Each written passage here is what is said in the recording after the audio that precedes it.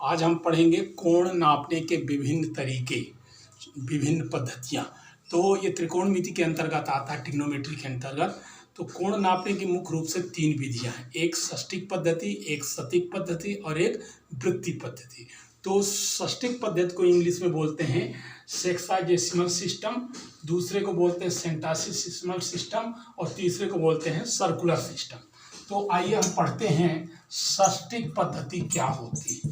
षष्टिक पद्धति इसके अंतर्गत जिसको बोलते हैं सेक्साजेसिमल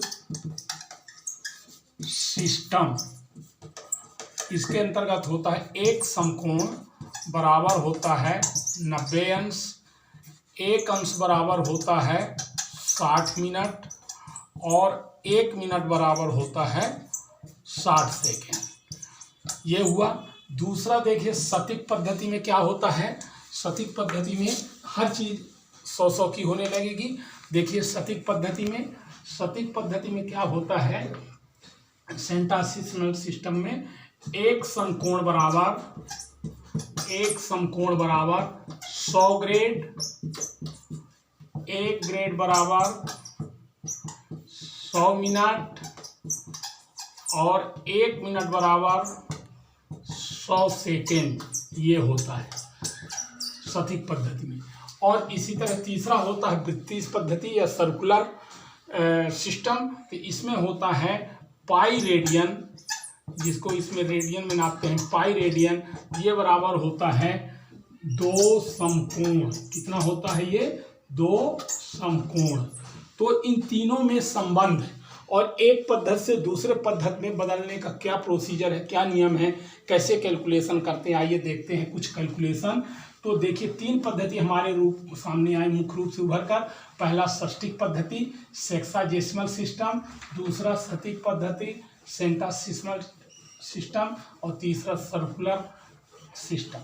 अब ये तीनों में संबंध जो है देखिए, ये आता है D/180 अंश, G/200 और θ/π, ये तीनों में व्यक्त करता है संबंध। अब देखिए एक दूसरे को चेंज कैसे करते हैं। यदि मैं कहूँ, क्वेश्चन दे रहा हूँ एग्जाम्पल, 120 अंश को रेडियन में बदलिए। 120 अंश को किसमें चेंज करना है? रेडियन में बदलिए। तो कैसे करेंगे? ये अंश वाला है और ये रेडियन, तो हमको संबंध लेना पड़ेगा D/180 दिस इक्वल टू θ/π।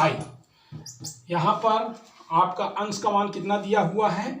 120। तो यहाँ पर डिग्री को रख दीजिए 120/180 दिस इक्वल टू θ/π। 0 से 0 कट जाएगा, ये 6 से कट जाएगा, 6 दूनी 12 और 6 3 18। तो ये 2/3 दिस इक्वल टू θ/π। अब ये हम थीटा की वैल्यू कैलकुलेशन करना चाहें तो थीटा बराबर आएगा 2/3 पाई और यहाँ पर लिखेंगे रेडियन। ये आया आंसर।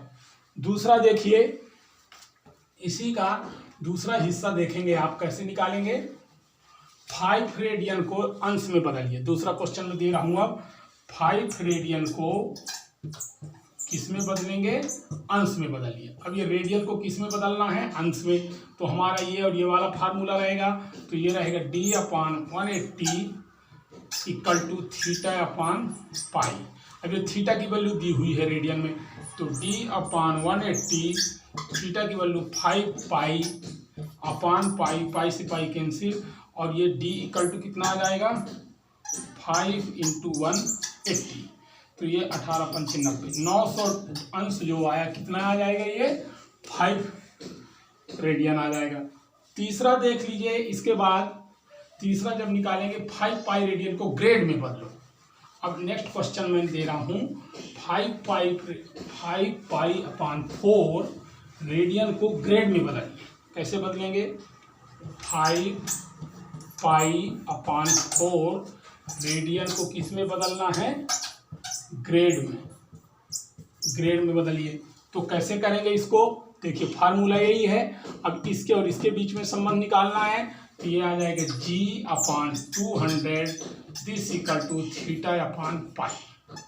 यहाँ पर कितना थीटा की वैल्यू 5 पाई, तो 5 पाई बाई 4 और ये पाई पहले से है, ये कट जाएगा तो ये आ गया 5/4 this equal to G upon 200। अब इसका क्रॉस मल्टीप्लिकेशन कर देंगे तो जी इक्वल टू आ जाएगा 5 × 200/4। तो अब ध्यान से देखेंगे कि ये 4 से 200 कट जाएगा, कितना आ जाएगा 50 और 50 और 5 का गुणा 250, तो ये कितने ग्रेड बराबर आ जाएगा 250 ग्रेड वैल्यू आई कैलकुलेशन करने पर 5/4 रेडियन को यदि हम ग्रेड में चेंज करेंगे तो कितना आएगा 250 जी ग्रेड।